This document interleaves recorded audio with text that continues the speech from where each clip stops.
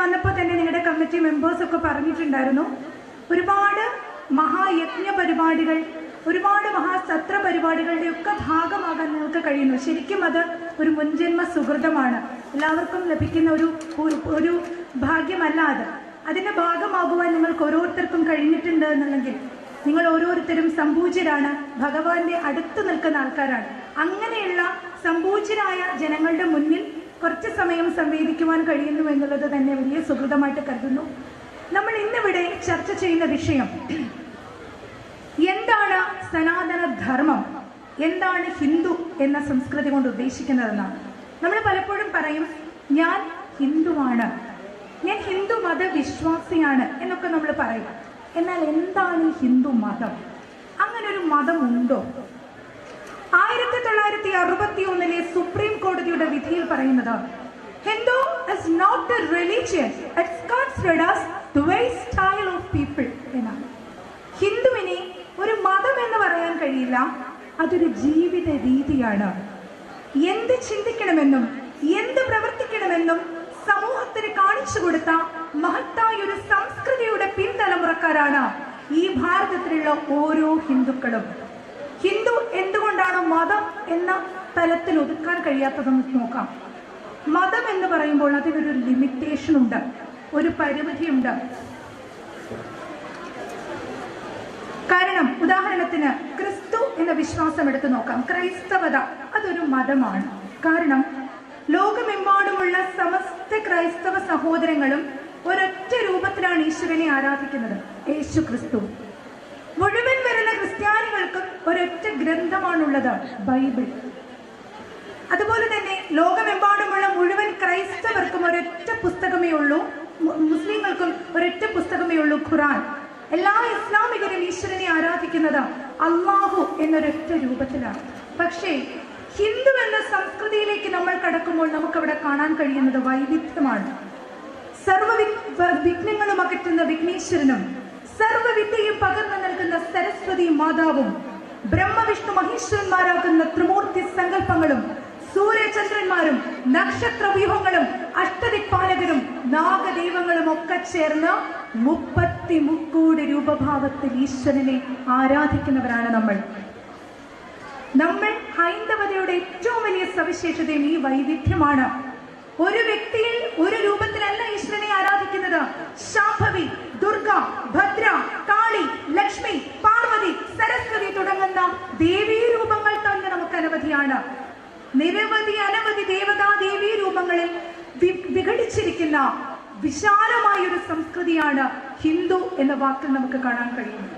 അതുപോലെ തന്നെ ലോകമെമ്പാടുമുള്ള ഹിന്ദുവിന്റെ ആശയങ്ങൾ ഒരിക്കലും ഒരു പുസ്തകത്തിൽ ഒതുക്കി നിർത്തുന്നില്ല. ആർഷഭാരതിയുടെ സംസ്കൃതിയുടെ അടിസ്ഥാനം നമുക്ക് കാണാൻ കഴിയുന്നത് 4 വേദങ്ങൾ, 108 ഉപനിഷത്തുകൾ, 18 പുരാണങ്ങൾ, 2 ഇതിഹാസങ്ങൾ, ഭഗവത്ഗീത, സൂക്തങ്ങൾ, ആപ്തവാക്യങ്ങൾ എന്നിവയിലാണ്. ഒരിക്കലും ഒരു പുസ്തകത്തിന്റെ താളിൽ ഹിന്ദു സംസ്കൃതിയെ ഒതുക്കാൻ നമുക്ക് കഴിയില്ല. ഒരുപാട് ഗ്രന്ഥങ്ങൾ നമുക്കുണ്ട്. പക്ഷെ ഇന്നത്തെ നമ്മുടെ തലമുറ, ഇന്ന് വളർന്നു വരുന്ന നമ്മുടെ കുഞ്ഞു മക്കൾക്ക് എത്ര പേർക്കറിയാം ഹിന്ദുവിന്റെ അടിസ്ഥാന ഗ്രന്ഥം ഏതാണെന്ന്? ഒരു ക്രിസ്ത്യാനി കുട്ടിയോട് ഏതാണ് നിന്റെ അടിസ്ഥാന ഗ്രന്ഥം എന്ന് ചോദിച്ചാൽ അവൻ പറയും ബൈബിളാണ്. ഒരു മുസ്ലിം കുഞ്ഞിനോട് ഏതാണ് നിന്റെ അടിസ്ഥാന ഗ്രന്ഥം എന്ന് ചോദിച്ചാൽ അവൻ പറയും ഖുറാനാണ്. ഒരു ഹിന്ദു കുഞ്ഞിനോട് ഏതാണ് ഹിന്ദുവിന്റെ അടിസ്ഥാന ഗ്രന്ഥം എന്ന് ചോദിച്ചാൽ അവന് കൺഫ്യൂഷനാണ്. അതിന്റെ കാരണം ചെറിയ പ്രായത്തിൽ തന്നെ അവർക്ക് മതപഠനം, ആധ്യാത്മികമായിട്ടുള്ള അറിവ് ഇന്നത്തെ തലമുറ പകർന്നു കൊടുക്കുന്നില്ല എന്നുള്ളതാണ്. ഇപ്പൊ തന്നെ നമ്മുടെ മുന്നിൽ ഇരിക്കുന്നതിൽ കൂടുതലും യൗവനത്തിലും വാർദ്ധക്യത്തിലും ഒക്കെ എത്തിയിട്ടുള്ള ജനതയാണ്. കുട്ടികളുടെ എണ്ണം അതിൽ വളരെ കുറവാണ്. ചെറിയ കുഞ്ഞുങ്ങളെ ആധ്യാത്മിക തലത്തിലേക്ക് നമ്മൾ കൊണ്ടുവരണം. അവർക്ക് അത്തരത്തിലുള്ള അറിവ് പകർന്നു കൊടുക്കണം. അങ്ങനെ കൊടുക്കുമ്പോൾ മാത്രമാണ് അത്തരം അടിത്തറയുള്ള ഒരു തലമുറയെ നമുക്ക് സൃഷ്ടിക്കാൻ കഴിയുന്നത്. ആദ്യമായി ഒരു ഹിന്ദുവായ കുഞ്ഞ് മനസ്സിലാക്കണം, ഹിന്ദുവിന്റെ അടിസ്ഥാന ഗ്രന്ഥം എന്നത് വേദമാണ്. 4 വേദങ്ങളാണ് നമുക്കുള്ളത്. ഋഗ്വേദ, യജുർവേദ, സാമവേദ, അഥർവവേദ. ഈ 4 വേദങ്ങളും ഹിന്ദു സംസ്കാരത്തിന്റെ 4 നെടും തൂണുകളാണ്. ഇതിലാദ്യത്തെ വേദമാണ് ഋഗ്വേദ. ഋഗ്വേദം എന്ന ഗ്രന്ഥത്തിൽ 1028 സൂക്തങ്ങളും 10462 സ്തോത്രങ്ങളും 10 മണ്ഡലങ്ങളുമാണ് ഉൾപ്പെടുന്നത്. ഒരു കാലത്ത് ബ്രാഹ്മണർക്ക് മാത്രം പാരായണം ചെയ്യുവാൻ അധികാരമുണ്ടായിരുന്നതാണ് വേദമന്ത്രങ്ങളൊക്കെ. പക്ഷെ ഇന്ന് പഠിക്കുവാൻ ആഗ്രഹിക്കുന്ന ഏത് വ്യക്തിക്കും പാരായണം ചെയ്യുവാൻ കഴിയുന്ന ഗ്രന്ഥമാണ് വേദം. പക്ഷെ എന്തിനാണ് വേദം നമ്മൾ പഠിക്കുന്നത്? അതിന്റെ മഹത്വം നമ്മൾ അറിയണം. ഋഗ്വേദം എടുത്തു നോക്കിയാൽ നമ്മുടെ ജീവിതത്തിന് ആവശ്യമായ പല കാര്യങ്ങൾക്കും സഹായിക്കുന്ന മന്ത്രങ്ങളെ ഋഗ്വേദത്തിൽ നമുക്ക് കാണാം. ഉദാഹരണത്തിന് ഋഗ്വേദത്തിലെ ഏറ്റവും ശ്രേഷ്ഠമായ മന്ത്രമാണ് ഗായത്രി. ഓം ഭൂവർഭുവസ്വഃ തസ്സവിതുർവരേണ്യം ഭർഗോ ദേവസ്യ ധീമഹി ധിയോ യോ ന പ്രചോദയാത്. എന്താണ് ഈ മന്ത്രത്തിന്റെ അർത്ഥം? ഭൂമി, അഗ്നി, ജലം ഇവയിൽ സ്ഥിതി ചെയ്യുന്ന, ആകാശത്തിലും അന്തരീക്ഷത്തിലും എന്നിലും നിറഞ്ഞു നിൽക്കുന്ന, സർവ്വജഗത്തിലും നിറഞ്ഞു നിൽക്കുന്ന ഈശ്വര, അങ്ങനെക്ക് പ്രത്യക്ഷമായി വന്നു, എന്റെ ബുദ്ധിശക്തിയെ ഉണർത്തു എന്ന പ്രാർത്ഥനയാണ് ഗായത്രി.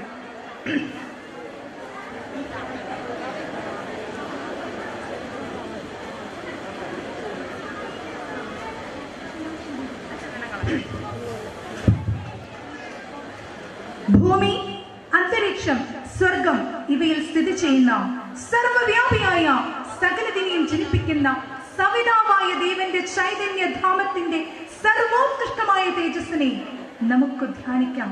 ആ ദേവൻ എന്റെ ബുദ്ധിശക്തി ഉണർത്തട്ടെ. ഈ പ്രാർത്ഥനയാണ് ഗായത്രി. മനുഷ്യനായ ഭൂമിയിൽ ജനിച്ചാൽ ഒരു തവണയെങ്കിലും ഗംഗാനദിയിൽ കുളിക്കണം, ഒരു തവണയെങ്കിലും ഗായത്രി ജപിക്കണം എന്നാ പറയുക. എന്തിനാ ഗായത്രി ജപിക്കുന്നത്? ഒരൊറ്റ തവണ നിങ്ങൾ ഗായത്രി ജപിച്ചാൽ ഒരു മനുഷ്യായുസ് കൊണ്ട് നിങ്ങൾ ചെയ്ത സർവ പാപകർമ്മങ്ങളും നിങ്ങളെ വിട്ടകലുന്നു എന്നാ പറയുക. മനുഷ്യന് പാപമുക്തി നൽകുന്ന, സമാധാനവും മോക്ഷപ്രാപ്തിയും നൽകുന്ന അതിവിശിഷ്ടമായ മന്ത്രമാണ് ഗായത്രി. ഈ ഗായത്രി മന്ത്രത്തിന്റെ സ്ഥാനം ഋഗ്വേദത്തിലാണുള്ളത്. നമ്മുടെ പഠിക്കുന്ന മക്കൾ ദിവസവും ജപിക്കേണ്ട മന്ത്രമാണ് ഗായത്രി. ഗായത്രി മന്ത്രം അറിയാത്തവൻ ഒരു പൂർണ്ണനായ ഹിന്ദുവല്ല. തീർച്ചയായും ഈ മന്ത്രം അറിഞ്ഞിരിക്കണം. ബന്ധങ്ങളിൽ അമ്മയ്ക്ക് തുല്യമാണ് മന്ത്രങ്ങളിൽ ഗായത്രിയുടെ സ്ഥാനം. ഈ ഗായത്രി ഋഗ്വേദത്തിൽ നമുക്ക് കാണാം. രണ്ടാമത്തെ മന്ത്രമാണ് മേധാസൂക്തം. എന്താ മേധ? മേധ എന്നാൽ ബുദ്ധി എന്നർത്ഥം. പഠിക്കുന്ന മക്കൾക്ക് ബുദ്ധിയും ശക്തിയും ജ്ഞാനവും ഓർമ്മയും ഉണ്ടാകാൻ സരസ്വതി ദേവിയുടെ അനുഗ്രഹം ഉണ്ടാകണം. ആ സരസ്വതി കടാക്ഷത്തിന് വേണ്ടി ജപിക്കുന്ന മന്ത്രമാണ് മേധാസൂക്തം. ഓം സദസസ്പതി അദ്ഭുതം പ്രിയമേന്ദ്രസ്യ കാമ്യം സനിം മേധാമയസ്സുഷം സ്വാഹ. ഓം യാം മേധാം ദേവഗണാ പിതരക്ഷോഭാസദേ തയാമാമത്യ മേധയാഗ്നേ മേധാവിനം കുരു സ്വാഹ.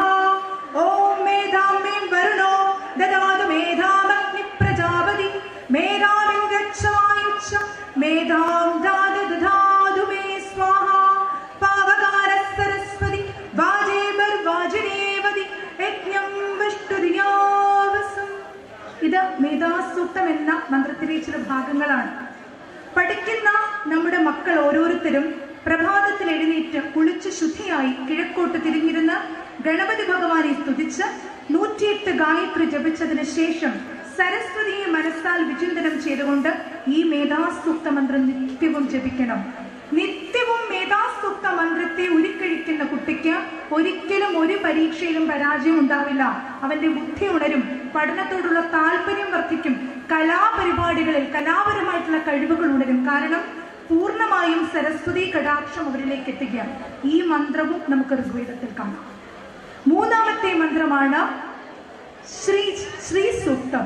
ഇവിടെ ശ്രീചക്രത്തെ പറ്റിയൊക്കെ ഇനി ഒരുപാട് പ്രഭാഷണ വിഷയങ്ങൾ ഉള്ളത് കൊണ്ട് ഞാൻ അതിലേക്ക് കടക്കുന്നില്ല. എങ്കിലും ലളിതമായി എന്ന് പറയട്ടെ, ശ്രീചക്രത്തിൽ നമ്മൾ അടിസ്ഥാനപരമായി ആചരിക്കുന്നത് ലക്ഷ്മി ദേവിയെയാണ്. ദേവിയുടെ ഒരു കടാക്ഷവും അനുഗ്രഹവും നമുക്ക് കിട്ടുന്നുണ്ട്. അതിനു വേണ്ടിയൊക്കെ ജപിക്കുന്ന ശ്രീ സൂക്തം.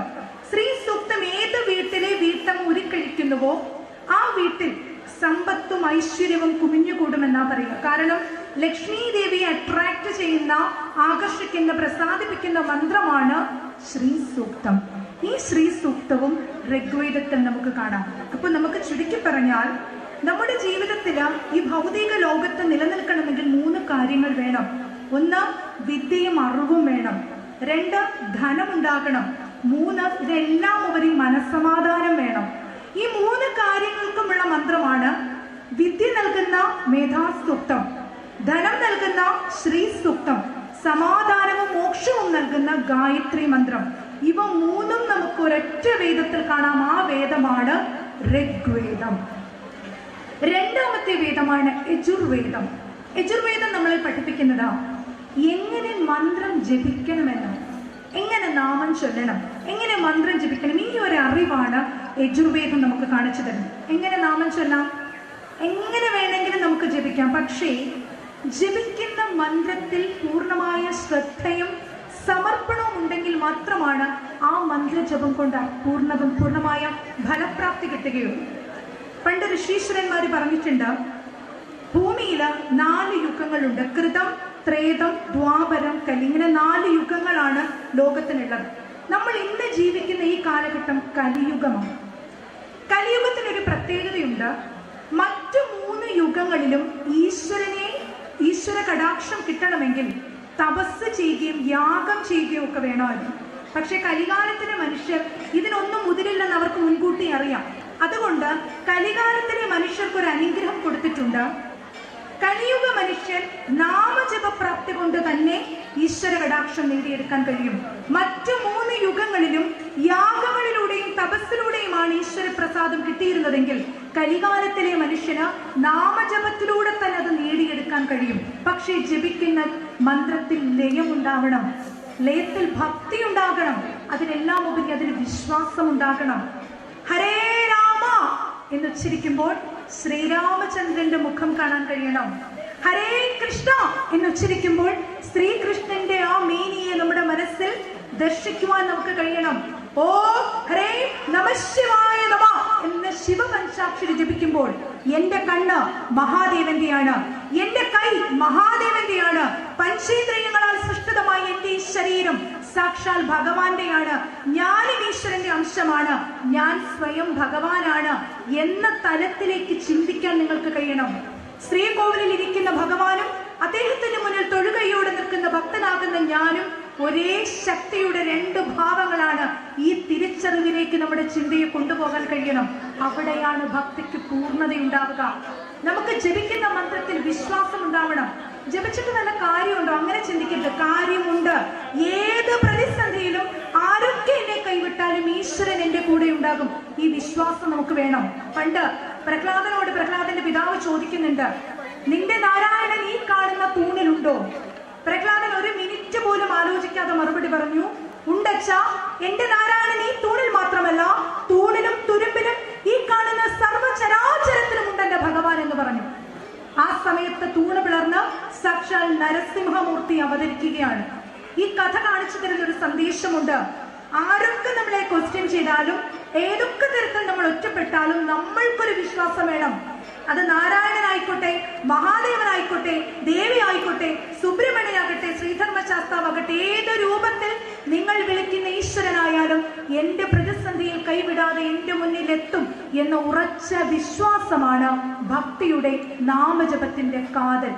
ആ ജപത്തെ പറ്റിയുള്ള രീതിശാസ്ത്രമാണ് യജുർവേദം നമ്മൾ പഠിപ്പിക്കുന്നത്. എങ്ങനെ നാമം ചൊല്ലണം എന്നത്. അതിന് വലിയ സംസ്കൃത ജ്ഞാനം അറിയണമെന്നോ വലിയ നോളജ് വേണമെന്നോ ഒന്നുമില്ല. നിങ്ങൾക്ക് അറിയാവുന്ന ഒരു മന്ത്രത്തെ ഏറെ ഭക്തിയോടുകൂടി, ഏറെ ശരീരശുദ്ധി, വാക്ശുദ്ധി, മനഃശുദ്ധി, കർമ്മശുദ്ധി എന്നിവയോടുകൂടി നിത്യവും ഒരു 5 മിനിറ്റ് ജപിച്ചാൽ പോലും ജീവിതത്തിന് വലിയ മാറ്റങ്ങൾ നൽകുവാൻ അതിന് കഴിയും.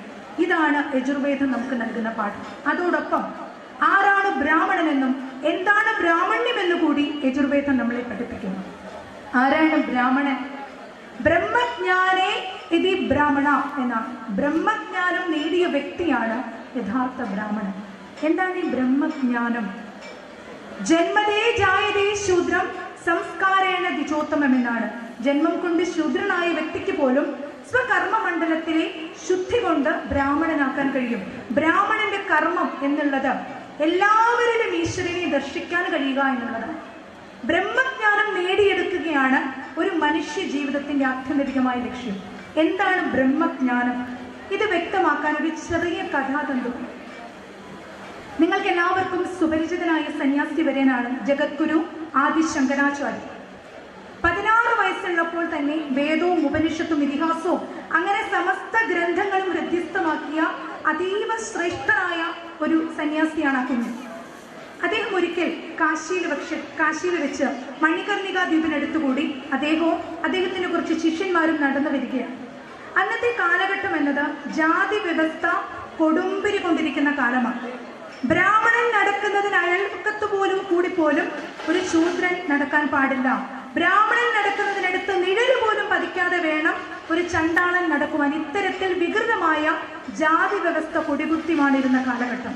ആ സമയത്ത് ശങ്കരാചാര്യനും അദ്ദേഹത്തിന്റെ ശിഷ്യന്മാരും നടന്നു വരുമ്പോൾ അവർക്ക് വഴിക്ക് തടസ്സമുണ്ടാക്കിക്കൊണ്ട് വികൃത വേഷധാരിയായ ഒരു ചണ്ടാളനും കുറച്ച് വേട്ട നായ്ക്കളും കടന്നു വന്നു. ഇത് കണ്ട് ശങ്കരാചാര്യരുടെ ശിഷ്യര് പറഞ്ഞു, ആ ചണ്ടാളനോട് പറയുകയാണ്, നിങ്ങൾ എന്താണ് ഈ കാണിക്കുന്നത്? നിങ്ങളൊരു ചണ്ടാളനാണെന്ന് നിങ്ങൾക്ക് സ്വയം ഒരു ബോധമില്ലേ?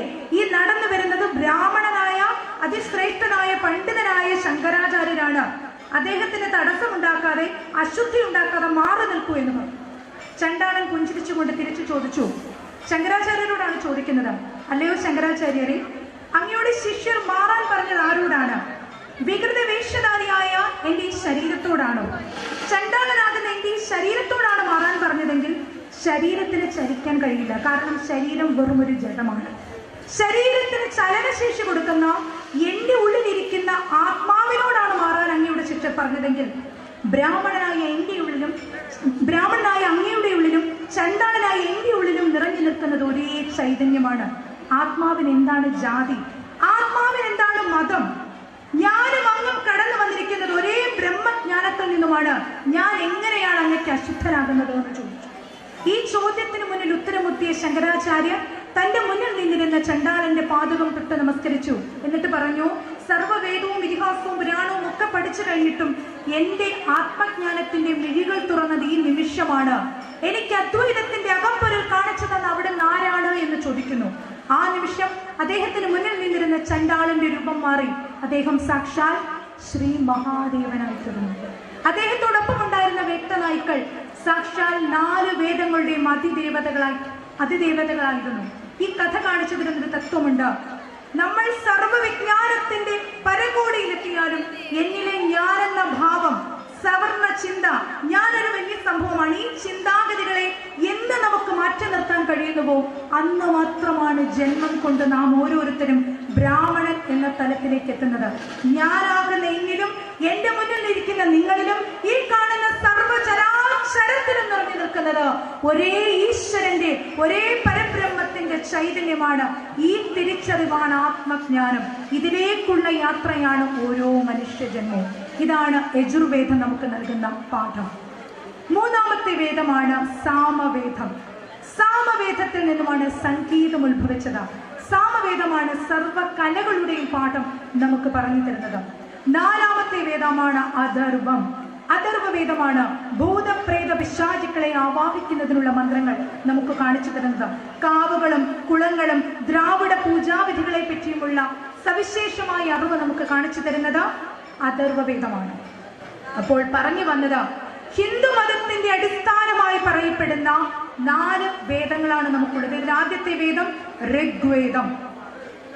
മന്ത്രത്തിന്റെ മഹത്വത്തെ പറ്റി ഋഗ്വേദവും മന്ത്രോച്ചാരണ രീതിയെ പറ്റി സാമവേദവും യാഗത്തെയും അനുഷ്ഠാനത്തെയും പറ്റി യജുർവേദവും അതോടൊപ്പം തന്നെ ചികിത്സാവിധിയെ പറ്റി അഥർവവേദവും നമുക്ക് പാഠം നൽകുന്നു. ഈ 4 വേദങ്ങളും പഠിച്ചു കഴിയുമ്പോൾ ദൈവത്തിലേക്ക് അടുക്കാനുള്ള ഒരു മാർഗം നമ്മുടെ മുന്നിൽ തുറന്നു കിട്ടുകയാണ്. എന്നാൽ ഇതിനടുത്ത ഘട്ടത്തിൽ നമ്മൾ പഠിക്കേണ്ട ഗ്രന്ഥം ഉപനിഷത്താണ്. 108 ഉപനിഷത്തുകളാണ് നമുക്കുള്ളത്. ഇതിൽ ഏറ്റവും ശ്രേഷ്ഠം 10 ഉപനിഷത്താണ്. ഈശോവാസ്യ, കേനം, പ്രശ്നം, കഠം, മുണ്ഡകം, മാണ്ഡൂക്യം, തൈത്തരികം, ഐത്തരികം, ചാന്തോക്യം, ബൃഹദാരണ്യകം എന്നിങ്ങനെ 108 ഉപനിഷത്താണ് ഏറ്റവും ശ്രേഷ്ഠം. ഈ ഉപനിഷത്തിലെ പല മന്ത്രങ്ങളും എന്നെ പോലെ തന്നെ നിങ്ങൾക്ക് ഓരോരുത്തർക്കും അറിയാവുന്ന ഒന്നാണ്. ഉദാഹരണത്തിന് ഏറ്റവും പ്രശസ്തമായൊരു പ്രാർത്ഥനാ ഗീതമുണ്ട്. അസതോമ സദ്ഗമയ, തമസോമ ജ്യോതിർഗമയ, മൃത്യോർമ അമൃതം ഗമയ. ഈ വാക്കുകൾ കേട്ടിട്ടില്ലേ? എന്താ ഇതിന്റെ അർത്ഥം? അസതോമ സദ്ഗമയ, അസത്ത, സത്തയില്ലാത്തതിൽ നിന്നും മോശമായതിൽ നിന്നും എന്നെ നന്മയിലേക്ക് നയിച്ചാലും തമസ്സോമാ ജ്യോതിർഗമയ, ഇരുട്ടിൽ നിന്നും എന്നെ പ്രകാശത്തിലേക്ക് നയിച്ചാലും, മൃത്യോർമാ അമൃതം ഗമയ, മരണത്തിൽ നിന്നും എന്നെ മോക്ഷത്തിലേക്ക് ഉയർത്തിയാലും. ഈ വാക്കുകൾ ബൃഹദാരണ്യകം എന്ന ഉപനിഷത്തിലാണ്. മറ്റൊരു പ്രശസ്തമായ ഉപനിഷത്ത് വാക്യമാണ് സാക്ഷാൽ അയ്യപ്പ സ്വാമിയുടെ തിരുസന്നിധിയിൽ ശബരിമലയിൽ നമ്മൾ എത്തുമ്പോൾ അവിടെ ഒരു വാക്ക് എഴുതി വെച്ചിട്ടുണ്ട്. എന്താണത്? തത്വമസി. എന്താ തത്വമസിയുടെ അർത്ഥം? 41 ദിവസത്തെ വ്രതമെടുത്ത കരിമലയും നീലിമലയും കടന്ന് 18 പടിയും ചവിട്ടി എത്തുന്ന ഇരുമുടിക്കെട്ട് തലയിൽ ഏന്തിയ ഭക്തനോട് ഭഗവാൻ കൊടുക്കുന്ന സന്ദേശം ഇതാണ്: തത്വമസി, ഞാൻ നീയാകുന്നു, നീ ഞാനാകുന്നു. നീ ഇത്രയും കഷ്ടപ്പെട്ട് വ്രതമൊക്കെ എടുത്ത് കാണാൻ വന്ന അയ്യപ്പസ്വാമിയാകുന്ന ഞാൻ നിന്റെ ഉള്ളിൽ തന്നെയുണ്ട്. നിന്റെ ശരീരമാണ് ശബരിമല, നിന്റെ ഉള്ളിലിരിക്കുന്ന ആത്മതത്വമാണ് ഞാനാകുന്ന അയ്യപ്പൻ. അതുകൊണ്ടാണ് ശബരിമലയ്ക്ക് പോകാൻ മാലയിട്ട് കഴിഞ്ഞാൽ നമ്മൾ ആ വ്യക്തിയെ വിളിക്കുക അയ്യപ്പൻ എന്നാണ്. സ്ത്രീ ആണെങ്കിൽ മാളികപ്പുറം എന്ന് വിളിക്കും. കാരണം വ്രതം നോക്കുന്ന നിമിഷം മുതൽ ആ വ്യക്തി ഭഗവാൻ തന്നെയായി കഴിഞ്ഞു. ഭഗവാന്റെ അംശമാണ്, ഭഗവാൻ തന്നെയായിട്ട് നമ്മൾ കണക്കാക്കുകയാണ്. ശ്രീകോവിലിനകത്തിരിക്കുന്ന ഭഗവാനും മുന്നിൽ തൊഴിൽ നിൽക്കുന്ന ഭക്തനും രണ്ടുപേരും ഒരേ ചൈതന്യത്തിന്റെ ദ്വന്ദ്ഭാവമാണ്. ഈ തിരിച്ചറിവാണ് തത്വമസി. സ്വാമി തിന്തക്കത്തോം അയ്യപ്പ തിന്തക്കത്തോം എന്ന് നമ്മൾ ചൊല്ലാറുണ്ട്. ശരിക്കും അതിന്റെ യഥാർത്ഥ അർത്ഥം എന്താണ്? സ്വാമി തിന്തക്കത്തോം എന്നാൽ സ്വാമി നിന്നകത്തും ഓം, അയ്യപ്പ എന്നകത്തുമോ. സ്വാമിയാകുന്ന അങ്ങയുടെ ഉള്ളിലുള്ളത് പ്രണവമന്ത്രമാകുന്ന ഓംകാരമാണ്. അയ്യപ്പ എന്റെ ഉള്ളിലുള്ളതും അതേ ഓംകാരമാണ്. ഈ തിരിച്ചറിവാണ് തത്വമസി. ഇതാ ചാന്തോഗ്യം എന്ന ഉപനിഷത്തിലെ വാക്യമാണ്.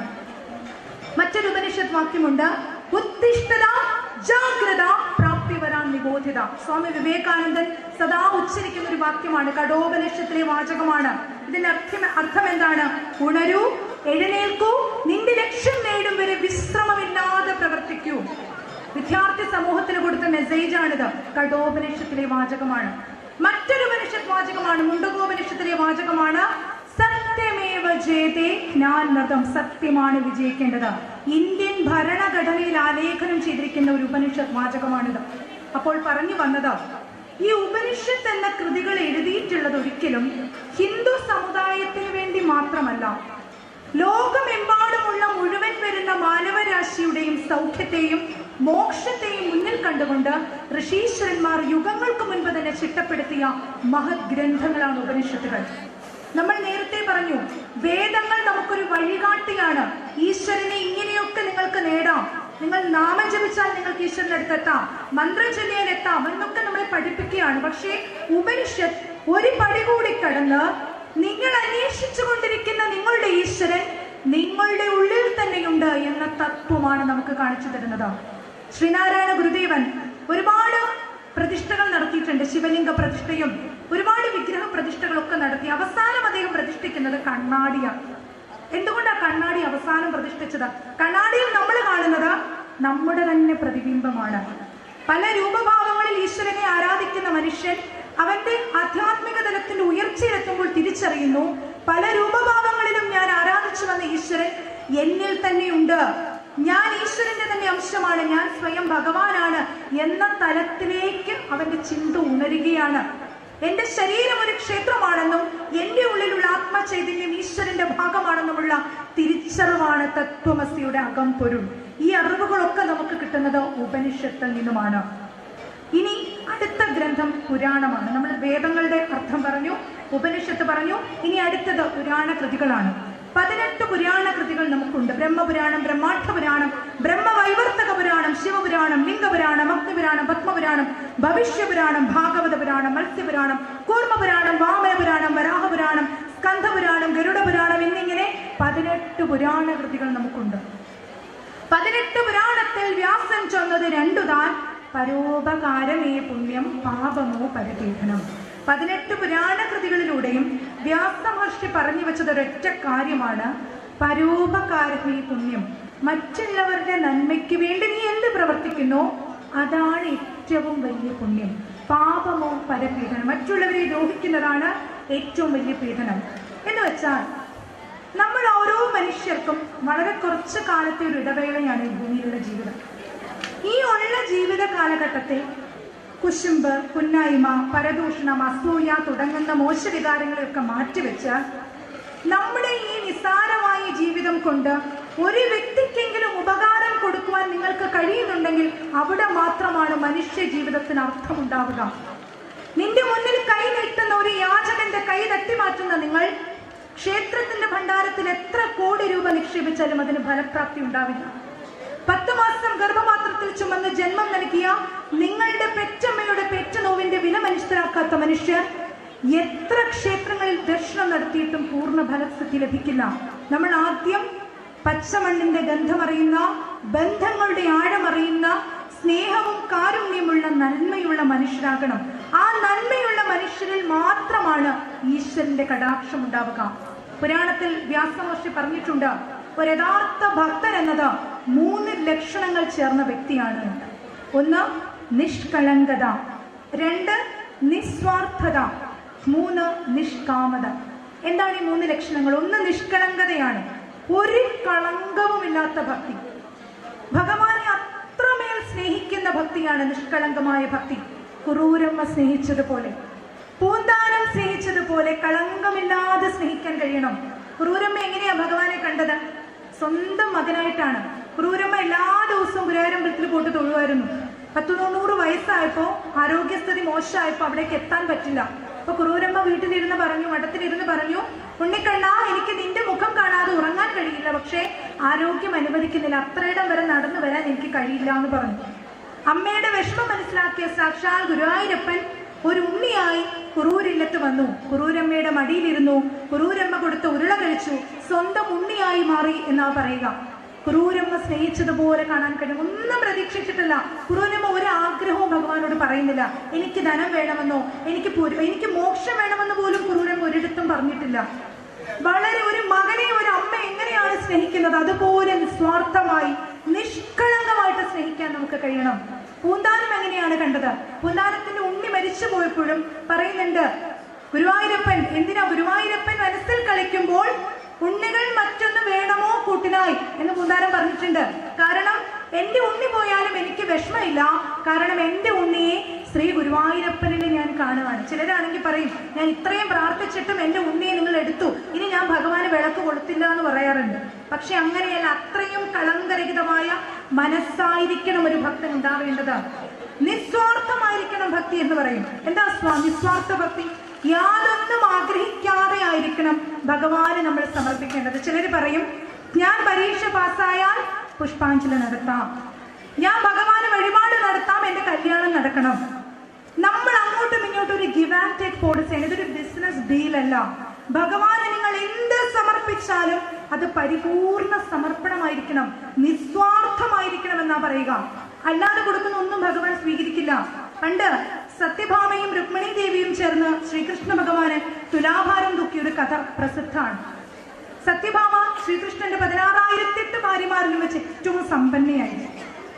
അതുകൊണ്ട് തന്നെ സത്യഭാമയ്ക്ക് ഉള്ളിന്റെ ഉള്ളിൽ എപ്പോഴും സത്രാജിത്തിന്റെ മകളാണ്, സെമന്തകമണിയുടെ ഉടമയാണ് സത്യഭാമ. സത്യഭാമയ്ക്ക് ഒരു തോന്നലുണ്ട്, ഞാനാണ് ഏറ്റവും ധനാഢ്യ, ഏറ്റവും കൂടുതൽ പൈസയുള്ളത് എൻ്റെ അടുത്താണ് എന്നുള്ളൊരു ഭാവം. അപ്പൊ സത്യഭാമ ഒരിക്കല് ഭഗവാനോട് പറഞ്ഞു, ഭഗവാനെ, എനിക്കൊരു ആഗ്രഹമുണ്ട്, അങ്ങേ തുലാഭാരം തൂക്കണം, സ്വർണം കൊണ്ട് തുലാഭാരം തൂക്കണം. അപ്പൊ തന്നെ കൃഷ്ണന് മനസ്സിലായി, ഒരു ഷോ ഓഫ് ആണ് പുള്ളിക്കാരി ഉദ്ദേശിക്കുന്നത്. കൃഷ്ണൻ പറഞ്ഞു, ആയിക്കോട്ടെ, നിന്റെ ആഗ്രഹമല്ലേ നടക്കട്ടെ എന്ന് പറഞ്ഞു. അങ്ങനെ തുലാഭാരത്തിന്റെ എല്ലാ ഒരുക്കങ്ങളും പൂർത്തിയായി. ശ്രീകൃഷ്ണ ഭഗവാൻ ഒരു ത്രാസിന്റെ ഒരു ഭാഗത്ത് പുഞ്ചിരി തൂക്കിക്കൊണ്ടിരുന്നു.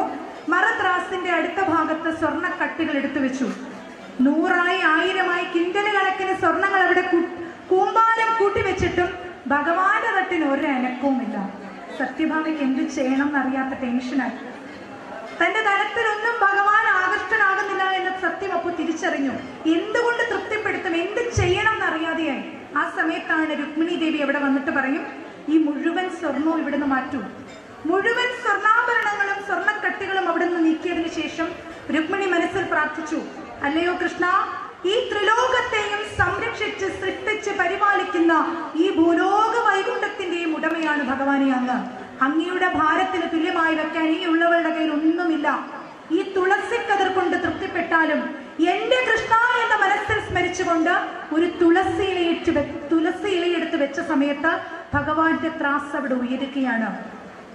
സത്യഭാമയുടെ കൂമ്പാരം വരുന്ന സ്വർണ്ണാഭരണത്തെക്കാളും രുക്മിണി ദേവി സമർപ്പിച്ച ഒരേ ഒരു തുളസി ഇലയിൽ തന്റെ ഭാരത്തെ ഭഗവാൻ തുലനം ചെയ്യുകയാണ്.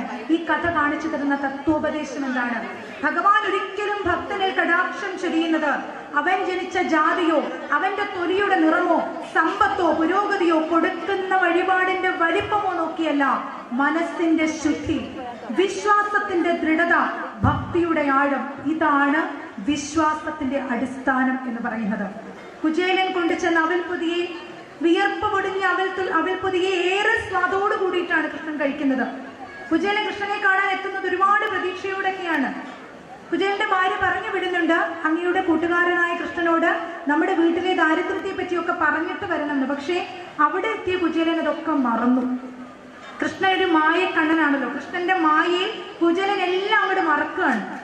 അവൽപ്പൊതിയൊക്കെ കൊടുത്ത് തിരിച്ചു മടങ്ങുമ്പോഴാണ് കുചേലൻ ഓർക്കുന്നത്, ഞാൻ കൃഷ്ണനോട് ഒന്നും പറഞ്ഞില്ല. ഞാൻ വീട്ടിലെത്തി എന്ത് മറുപടി പറയും എന്റെ ഭാര്യയോട്? വെളുപ്പിനെ എഴുന്നേറ്റ് അവലൊക്കെ പൊടിച്ചു തന്ന് വിട്ടതാ, ഞാൻ എന്ത് റിപ്ലൈ കൊടുക്കും? അങ്ങനെ വിഷമിച്ചെത്തിയ കുചേലൻ കാണുന്ന കാഴ്ച എന്താണ്?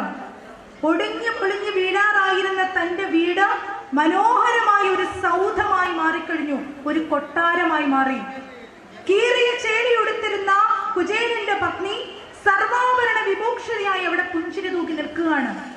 ഈ അവസരത്തിൽ നമ്മൾ മനസ്സിലാക്കേണ്ട ഒരു കാര്യമുണ്ട്. കുചേലൻ ഒരു വാക്കുപോലും ഭഗവാനോട് പറഞ്ഞില്ല. എന്റെ വീട്ടിൽ ദാരിദ്ര്യം ഉണ്ടെന്നോ എനിക്ക് ഇങ്ങനെയുള്ള പ്രശ്നങ്ങളുണ്ടെന്നോ കുചേലൻ പറഞ്ഞില്ല. പറയാതെ തന്നെ, ഒന്നും ആവശ്യപ്പെടാതെ തന്നെ കണ്ണും മനസ്സും നിറച്ചു കൊടുക്കാൻ സർവശക്തനായ ഭഗവാന് കഴിയും. നമ്മൾ ഒരിക്കലും അമ്പലത്തിലേക്ക് വരുന്നത് നമ്മുടെ പരാതി പറയാൻ മാത്രമാകരുത്. പരാതി നമുക്ക് പറയാം, നമ്മുടെ വിഷമങ്ങളൊക്കെ ഇറക്കി വെക്കാം. പക്ഷെ അതിനു വേണ്ടി മാത്രമാകരുത് നമ്മൾ അമ്പലത്തിലെത്തുന്നത്.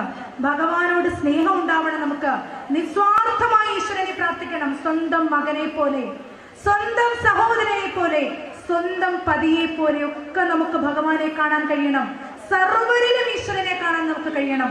വസുദൈവ കുടുംബകം, അത് പറഞ്ഞാണ് ആചാര്യൻ ഇന്നിവിടെ പ്രഭാഷണം അവസാനിപ്പിച്ചത്. ഈ സർവ്വ വിശ്വത്തെയും ഒരൊറ്റ കുടുംബമായി കാണാൻ കഴിയണം. അങ്ങനെയൊക്കെയുള്ളൊരു മനസ്സുണ്ടാകുമ്പോഴാണ് ഭക്തി എന്ന വാക്കിന് അർത്ഥമുണ്ടാവുക. നിസ്വാർത്ഥമായി, നിഷ്കളങ്കമായി, നിഷ്കാമമായി, യാതൊന്നും ആഗ്രഹിക്കാതെ, സ്വാർത്ഥത തൊട്ടുതീണ്ടാതെ, കളങ്കരഹിതമായ ഒരു മനസ്സോടുകൂടി ഈശ്വരനിലേക്ക് അടുക്കാൻ കഴിയുന്നുവെങ്കിൽ അങ്ങനെയുള്ള ഭക്തനിലേക്കാണ് ഭഗവാന്റെ അനുഗ്രഹം എത്തുക. ഈ തിരിച്ചറിവാണ് 18 പുരാണങ്ങളും കാണിച്ചു തരുന്നത്. അടുത്ത ഗ്രന്ഥമാണ് ശ്രീമദ് ഭഗവത്ഗീത. നമ്മളിപ്പോൾ വേദം പറഞ്ഞു, ഉപനിഷത്ത് പറഞ്ഞു, പുരാണം പറഞ്ഞു. ഇനി അടുത്തത് ഭഗവത്ഗീതയാണ്. ഗീത എവിടെയാണ് എഴുതിയിട്ടുള്ളത്? നമുക്ക് 2 ഇതിഹാസങ്ങളുണ്ട്, രാമായണവും മഹാഭാരതവും.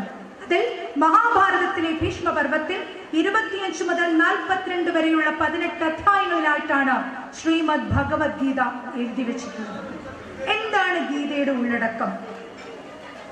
ഗീത എഴുതപ്പെടുന്നത് കുരുക്ഷേത്ര യുദ്ധഭൂമിയിൽ യുദ്ധം ചെയ്യാൻ കഴിയാതെ തളർന്ന അവശനായി അർജുനൻ നിൽക്കുമ്പോൾ അർജുനന് കോൺഫിഡൻസ് കൊടുക്കാൻ വേണ്ടി ശ്രീകൃഷ്ണ ഭഗവാൻ പറഞ്ഞു കൊടുത്ത കുറേയധികം കോൺഫിഡൻസ് മെസ്സേജുകളുടെ, മോട്ടിവേഷന്റെ ഒരു സമ്മറിയാണ് ഭഗവത്ഗീത.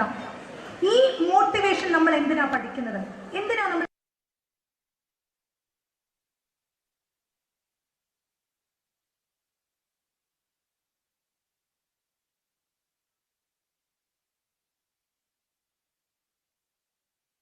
അറിയാതെ ഉഴലുമ്പോഴാണ് ഗീത നമുക്ക് ഉപദേശം നൽകുന്നത്.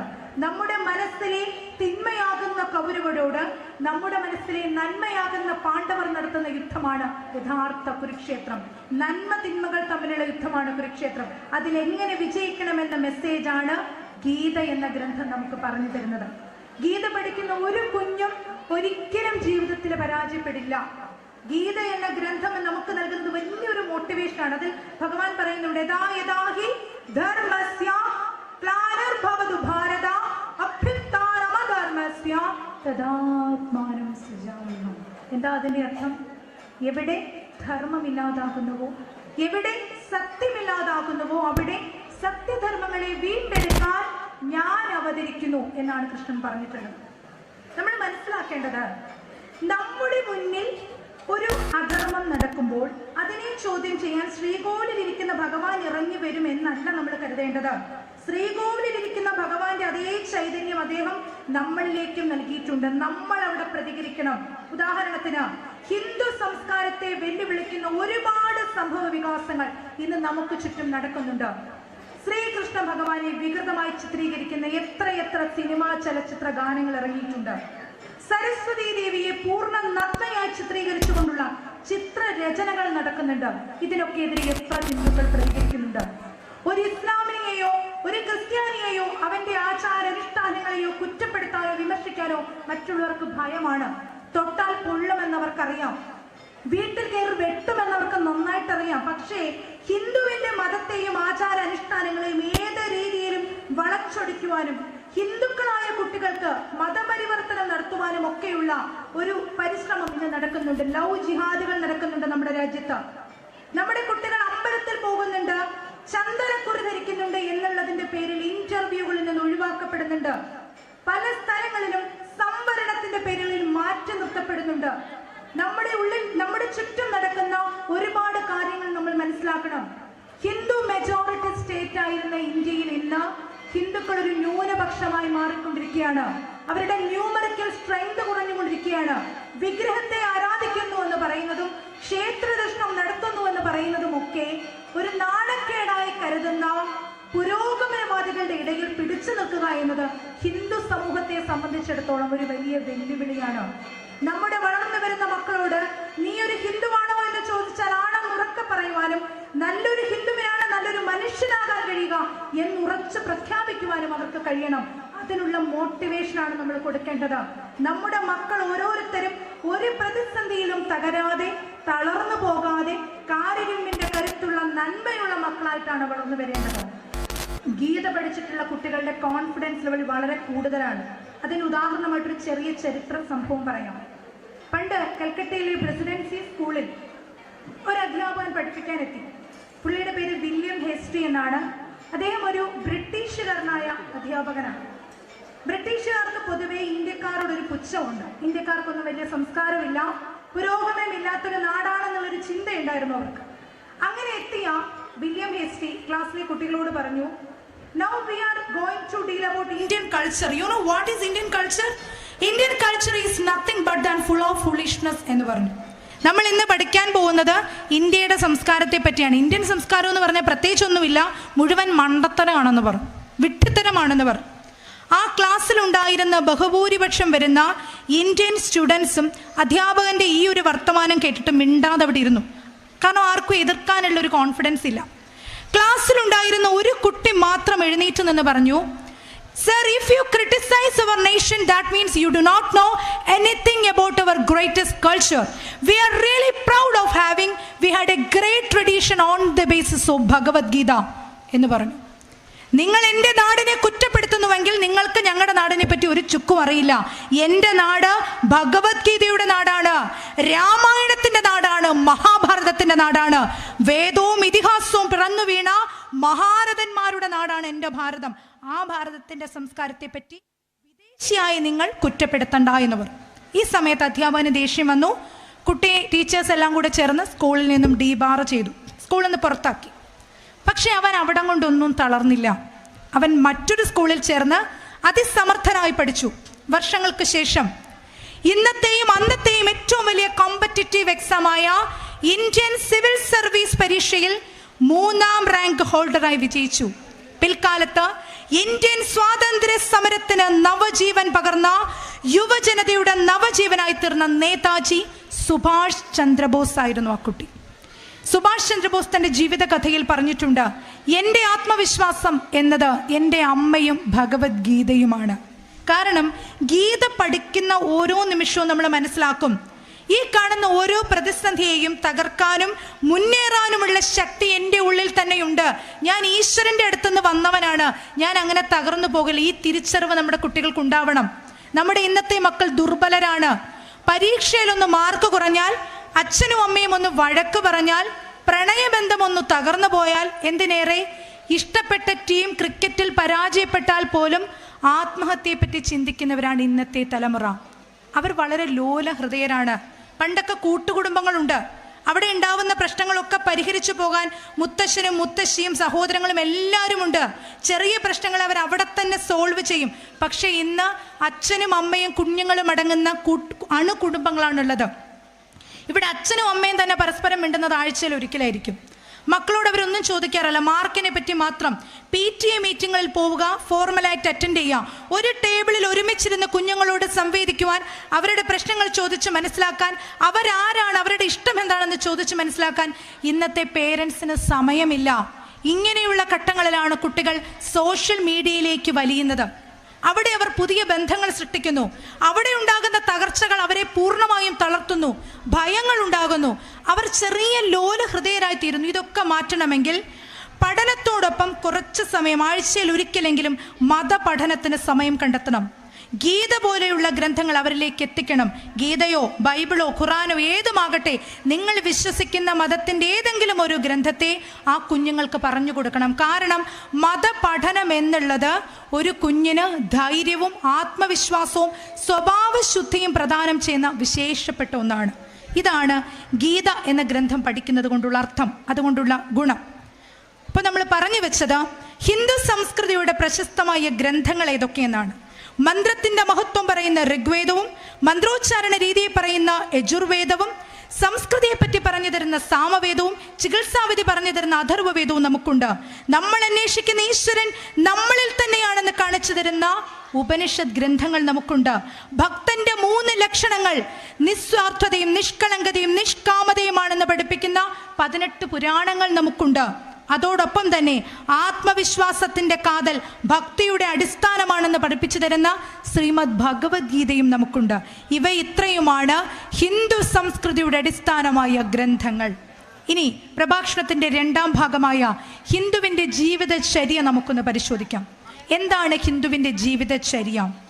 ഋഷീശ്വരന്മാർ പറഞ്ഞു വെച്ചിട്ടുണ്ട്, ഒരു ഭൂമിയിലുള്ള ഒരു വ്യക്തിയുടെ ജീവിതം പ്രധാനമായും 4 ഘട്ടങ്ങളിലൂടെയാണ് കടന്നു പോകുന്നത്.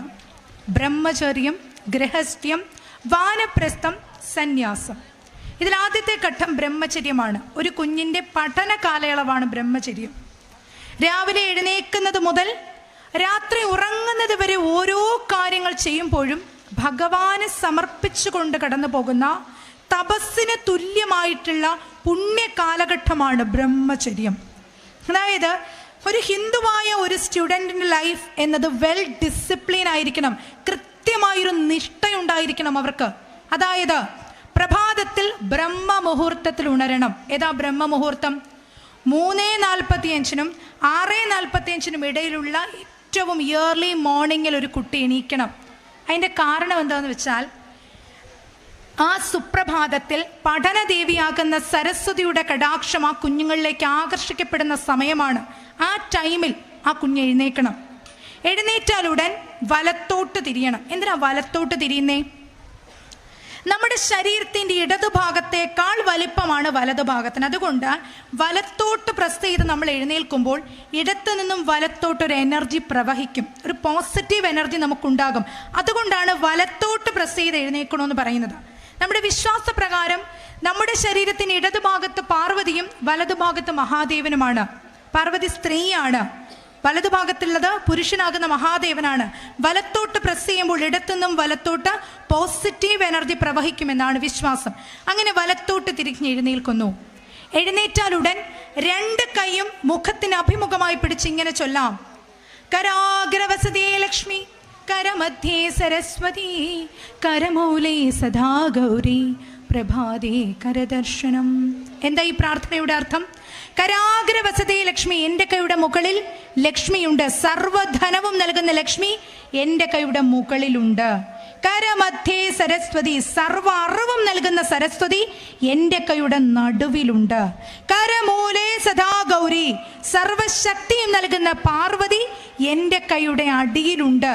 ഒരു കുഞ്ഞ് രാവിലെ എഴുന്നേൽക്കുമ്പോൾ തന്നെ പറയുകയാണ്, ശക്തി നൽകുന്ന പാർവതിയും വിദ്യ നൽകുന്ന സരസ്വതിയും ഐശ്വര്യം നൽകുന്ന ലക്ഷ്മിയും എൻ്റെ കയ്യിലുണ്ട്. ഈ തിരിച്ചറിവോടുകൂടി, ഈ കോൺഫിഡൻസിലാകണം ഒരു കുട്ടി എഴുന്നേൽക്കേണ്ടത്. അതിൻ്റെ മറ്റൊരു തലം എന്നത് ഇങ്ങനെയാണ്: ഒരു കുഞ്ഞ് മനസ്സിലാക്കണം, അവൻ നന്നായി പഠിക്കണം. കാരണം പഠിക്കാൻ സഹായിക്കുന്ന സരസ്വതി കയ്യിലുണ്ട്. നന്നായി പഠിച്ചാൽ അവന് ജോലി കിട്ടും. ജോലി കിട്ടിയാൽ ശമ്പള രൂപത്തിൽ ലക്ഷ്മി കടാക്ഷം എല്ലാ മാസവും അവന് കിട്ടും. അവന് വിദ്യയും സമ്പത്തും ഉണ്ടെങ്കിൽ അവനെ സമൂഹം അംഗീകരിക്കും, അവന് ശക്തി ഉണ്ടാകും. ഈ തിരിച്ചറിവിലൂടെയാണ് ഒരു കുഞ്ഞ് രാവിലെ എഴുന്നേൽക്കുന്നത്. എഴുന്നേറ്റാലുടൻ ഭൂമിദേവിയെ തൊട്ട് വണങ്ങണമെന്നാണ് ശാസ്ത്രം. അതൊരു സയൻസാണ്. കാരണം ഒരു 7-8 മണിക്കൂർ നമ്മൾ ഇങ്ങനെ കിടന്നുറങ്ങുമ്പോൾ ശരീരത്തുണ്ടാകുന്ന ഊർജം സ്ഥിതികോർജമാണ്, സ്റ്റാറ്റിക് എനർജി. നമ്മൾ രാവിലെ എഴുന്നേറ്റ് ഒന്ന് കുനിഞ്ഞ് ഭൂമിയെ തൊടുമ്പോൾ ഈ സ്റ്റാറ്റിക് എനർജി, സ്ഥിതികോർജം ശരീരത്തിൽ നിന്ന് ഇറങ്ങിപ്പോയിട്ട് ശരീരത്തിലേക്ക് ഗതികോർജം വന്ന് കയറും, കൈനറ്റിക് എനർജി വന്ന് കയറും. അതിനുവേണ്ടിയാണ് ഒന്ന് കുനിഞ്ഞ് ഭൂമിയെ തൊടണം എന്ന് പറയുന്നത്. ഭൂമിയെ നമസ്കരിക്കുമ്പോൾ ഒരു മന്ത്രമുണ്ട്. എന്താണ്? സമുദ്രവസനേ ദേവി പർവതസ്ഥനമണ്ഡലേ വിഷ്ണുഭഗ്നേ നമസ്തുഭ്യം പാദസ്പർശം ക്ഷമസ്വമേ. സമുദ്രവസനേ ദേവി, സമുദ്രത്തിൽ വസിക്കുന്ന പർവതസ്ഥനമണ്ഡലേ, പർവ്വത സമാനമായ സ്തനഭാഗത്തോടു കൂടിയ വിഷ്ണുവിൻ്റെ പത്നിയാകുന്ന ലക്ഷ്മിയുടെ അംശ അവതാരമേ ഭൂമിദേവി, ഞാൻ അവിടുത്തെ വന്ദിക്കുന്നു. ഈ പ്രാർത്ഥനയോടുകൂടി എഴുന്നേൽക്കുക. അത് കഴിഞ്ഞ് മുഖമൊക്കെ കഴുകി പല്ലൊക്കെ തേച്ച് മുഖം കഴുകുന്ന സമയത്ത് ഓം ക്ലീം കാമദേവായ ഐം സർവജനപ്രിയായ നമ എന്ന് ജപിക്കണം.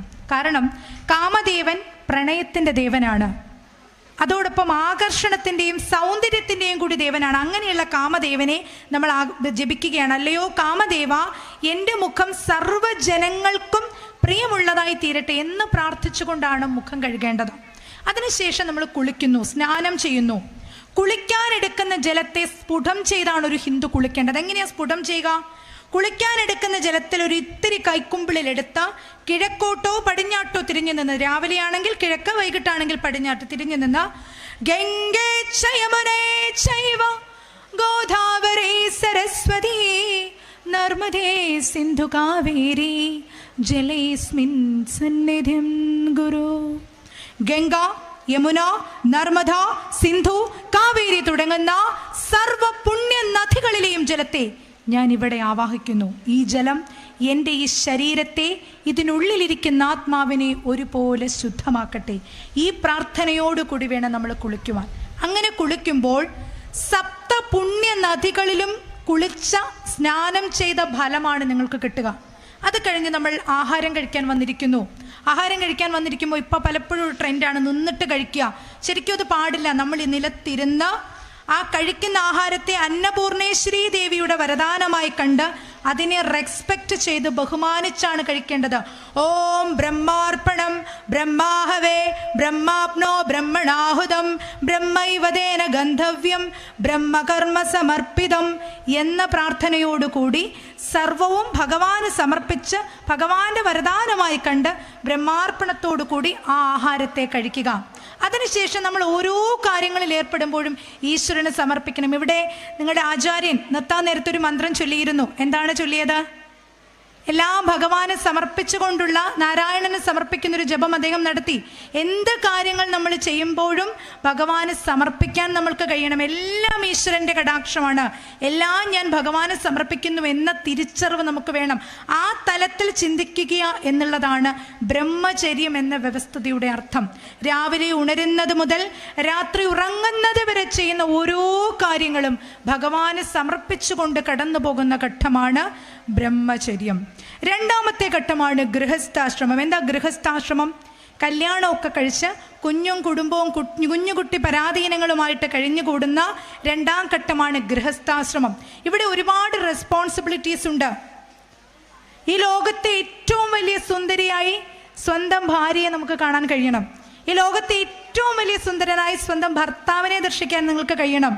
അതായത് വിവാഹമൊക്കെ കഴിഞ്ഞ് കുറച്ച് നാളൊക്കെ കഴിയുമ്പോൾ അങ്ങോട്ടും ഇങ്ങോട്ടുമുള്ള പരസ്പര സ്നേഹവും വിശ്വാസവും ആകർഷണവും ഒന്നും നഷ്ടപ്പെടാതെ എന്നും ആ പുതുമ നിലനിർത്തിക്കൊണ്ട് പോകുന്ന മാതൃകാ ദമ്പതികളായി മാറുവാൻ ഓരോ ഭാര്യയും ഭർത്താക്കന്മാർക്കും കഴിയണം. അഗ്നിസാക്ഷിയായി മംഗല്യം ചാർത്തിയ സ്വന്തം ഭാര്യയുടെ പാതിവൃത്യത്തെ സംരക്ഷിക്കേണ്ടത് ഒരു ഭർത്താവിൻ്റെ കടമയാണ്. ഭർത്താവിൻ്റെ സുഖദുഃഖങ്ങളിൽ പങ്കാളിയാകേണ്ടത് ഭാര്യയുടെ കടമയാണ്. രാമായണത്തിൽ നമ്മൾ വായിച്ചിട്ടുണ്ട്, ശ്രീരാമചന്ദ്രനോട് മാത്രമാണ് പറയുന്നത് വനവാസത്തിന് പോകാൻ. സീതാദേവി എന്തിനാ ഒപ്പം പോയത്? സീത പറയുന്നുണ്ട്, എൻ്റെ സ്വാമി എവിടെയാണോ അവിടെയാണ് എൻ്റെ സ്വർഗം. എനിക്ക് കൊട്ടാരത്തിലെ സുഖസൗകര്യങ്ങളൊന്നും വേണ്ട. എൻ്റെ ഭർത്താവ് കാട്ടിൽ കഷ്ടപ്പെടുകയാണെങ്കിൽ അദ്ദേഹത്തോടൊപ്പം ഞാനും പോകും. സ്വന്തം പതിയുടെ സുഖദുഃഖങ്ങളിൽ ഞാനും പങ്കാളിയാണ്, ഞാനും ഭാഗമാകണം എന്ന് ചിന്തിച്ച സീതാദേവിയുടെ പാതാരവിന്ദങ്ങളിലാണ് ഭാരത സ്ത്രീയുടെ ഭാവശുദ്ധിയെ നമുക്ക് കാണാൻ കഴിയുന്നത്. അത്തരത്തിൽ അത്രയൊന്നും വലിയ തത്വദർശനങ്ങളിലേക്ക് പോകാൻ കഴിഞ്ഞില്ലെങ്കിൽ പോലും പരസ്പരം മനസ്സിലാക്കാൻ, അണ്ടർസ്റ്റാൻഡിങ്, മ്യൂച്വൽ അണ്ടർസ്റ്റാൻഡിങ്ങിലേക്ക് പോകാൻ കഴിയുമ്പോഴാണ് നല്ല മാതൃകാ ദമ്പതികളാകാൻ കഴിയുക. നല്ലൊരു അച്ഛനും അമ്മയും ആകാൻ കഴിയണം. സ്വന്തം കുട്ടികളുടെ ആഗ്രഹങ്ങളും ഇഷ്ടങ്ങളും മനസ്സിലാക്കുന്ന, അവരെ കേട്ടിരിക്കുന്ന, അവർക്ക് പഠിക്കുവാനും ജീവിക്കാനുമുള്ള അന്തരീക്ഷം ഒരുക്കി കൊടുക്കുന്ന നല്ല അച്ഛനമ്മമാരാകാൻ കഴിയണം. നല്ല മക്കളാകാൻ കഴിയണം. എങ്ങനെയാണ്? അച്ഛനും അമ്മയും മരിച്ചതിന് ശേഷം നാട്ടുകാരെ ബോധ്യപ്പെടുത്താൻ വേണ്ടി വാർഷികാഘോഷങ്ങൾ നടത്തുകയോ സഞ്ചയന കർമ്മം നടത്തുന്നതിലോ അല്ല കാര്യമുള്ളത്.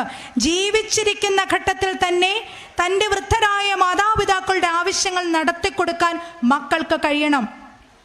ഒരു ധന്വന്തരം കുഴമ്പോ ഒരു ചെറിയ തീർത്ഥാടനമോ കുറച്ച് സമയത്തെ നിങ്ങളോടുള്ള ഒരുമിച്ചുള്ള ഒരു സായാഹ്ന ചർച്ചയൊക്കെ അവർ ആവശ്യപ്പെടുന്നുള്ളൂ. അത് കൊടുക്കാൻ നിങ്ങൾക്ക് കഴിയണം. അവരുടെ സുഖദുഃഖങ്ങളെ കേട്ടിരിക്കാൻ നിങ്ങൾക്ക് കഴിയണം. അങ്ങനെയൊക്കെ ഒരു മനസ്സ് നിങ്ങൾക്ക് കണ്ടെത്താൻ കഴിയുമ്പോഴാണ് നിങ്ങളൊരു യഥാർത്ഥ മകനാവുക. ജീവിച്ചിരിക്കുമ്പോൾ അച്ഛനും അമ്മയ്ക്കും ഒരിറ്റു ആഹാരം കൊടുക്കാത്ത മക്കൾ മരിച്ചതിന് ശേഷം അവർക്ക് കൊടുക്കുന്ന ഒരു ബലിതർപ്പണവും ഒരു പിതൃക്കളും സ്വീകരിക്കില്ലെന്ന് ഓരോ മക്കളും ഓർത്തുകൊള്ളുക. ജീവിച്ചിരിക്കുമ്പോഴാണ് അച്ഛനമ്മമാരോടുള്ള കടമ കർത്തവ്യങ്ങൾ നിങ്ങൾ നിറവേറ്റേണ്ടത്. അവിടെയാണ് ഗൃഹസ്ഥാശ്രമത്തിന് അർത്ഥമുണ്ടാവുക. മൂന്നാം ഘട്ടം വാനപ്രസ്ഥമാണ്. വാനപ്രസ്ഥത്തിൽ നിങ്ങൾ എല്ലാ കടമകളും നിർവഹിച്ച് തീർത്ഥാടനം നടത്തുകയാണ്.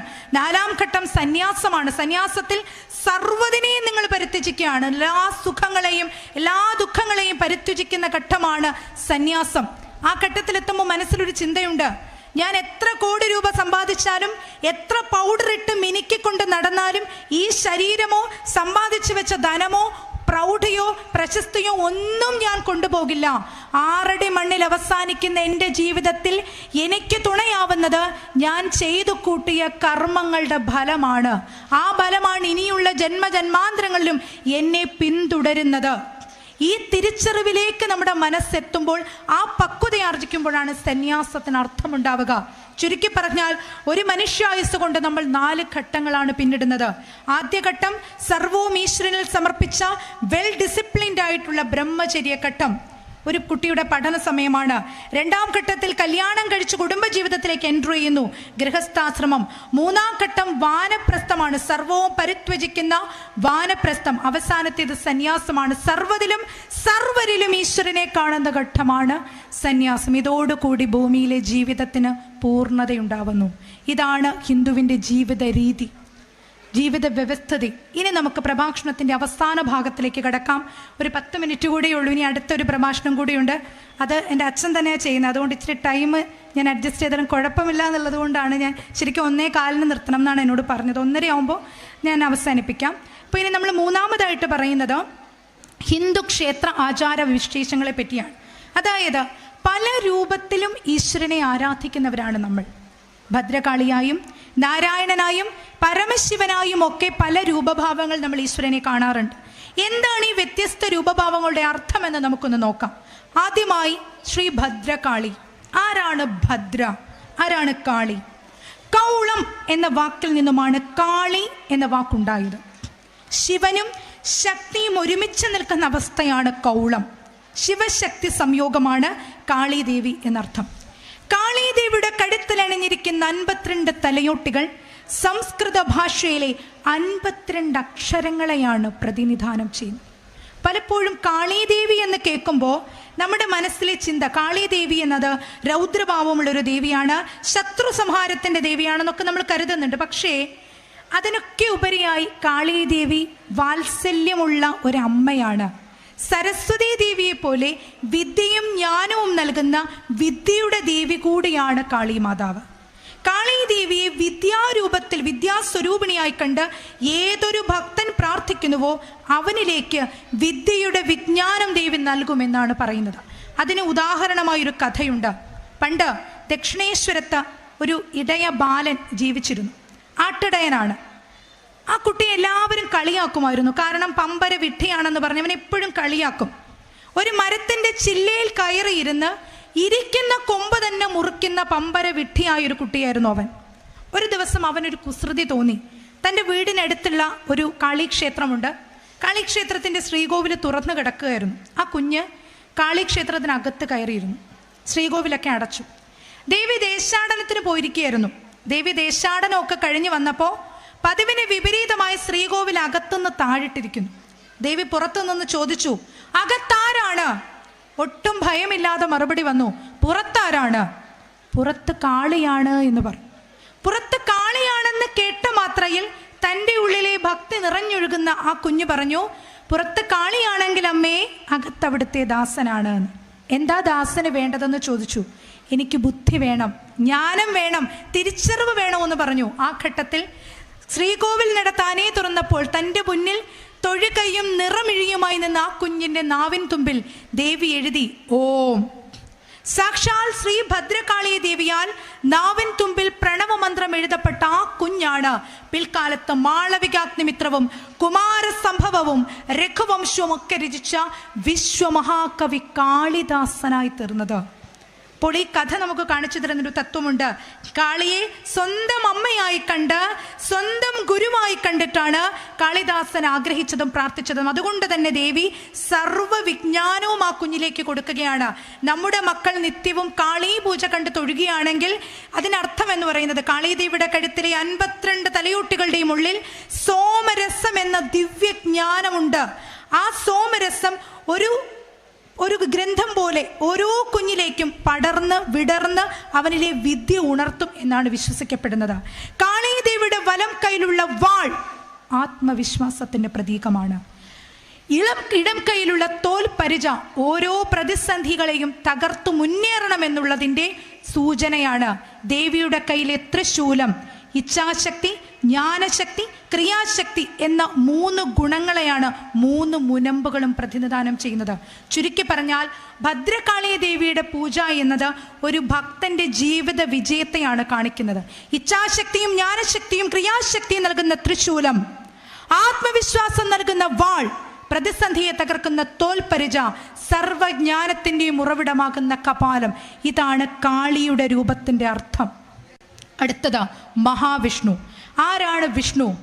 ശംഖചക്ര ഗദാ പത്മധാരിയായി നിൽക്കുന്ന സാക്ഷാൽ മഹാവിഷ്ണുവിൻ്റെ രൂപഭാവത്തിനും ഈ പ്രപഞ്ചത്തിന് നിലനിൽപ്പുമായി അഭേദ്യമായ ബന്ധമുണ്ട്. ഉദാഹരണത്തിന് മഹാവിഷ്ണുവിൻ്റെ ചൂണ്ടുവിരലിലെ സുദർശന ചക്രം പത്മപുരാണത്തിൽ പറയുന്നുണ്ട്. മഹാവിഷ്ണുവിൻ്റെ സുദർശന ചക്രം ഏത് സ്പീഡിൽ, ഏത് ആംഗിളിൽ, ഏത് ദിശയിൽ എങ്ങനെയാണോ കറങ്ങുന്നത് അതുപോലെയാണ് ഈ ഭൂമിയുടെ ഭ്രമണവും പരിക്രമണവും നടക്കുന്നത്. മഹാവിഷ്ണുവിൻ്റെ കയ്യിലെ സുദർശന ചക്രത്തിൻ്റെ സ്പന്ദനം നിന്നാൽ ഈ ഭൂമിയുടെ ചലനവും അവിടെ അവസാനിക്കുമെന്നാണ്. ഈ ഭൂമി എങ്ങനെ ചലിക്കണമെന്നും ഏത് ദിശയിൽ സഞ്ചരിക്കണമെന്നും തീരുമാനിക്കുന്നത് സാക്ഷാൽ മഹാവിഷ്ണുവാണ്. അതിൻ്റെ സൂചനയാണ് അദ്ദേഹത്തിൻ്റെ കയ്യിലെ സുദർശന ചക്രം. മറ്റൊന്ന്, ചക്രം കഴിഞ്ഞാൽ അടുത്തത് അദ്ദേഹത്തിൻ്റെ കയ്യിലെ ശംഖാണ്. എന്താണ് ശംഖ്? പ്രപഞ്ചത്തിൻ്റെ നാദം എന്നത് ഓംകാരമാണ്. ഓ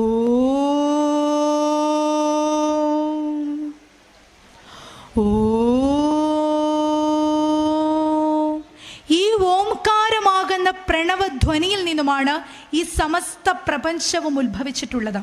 ഇത് ഞാൻ പറഞ്ഞതല്ല, പുരാണ കൃതികളിൽ മുഴുവൻ പറഞ്ഞിട്ടുണ്ട്.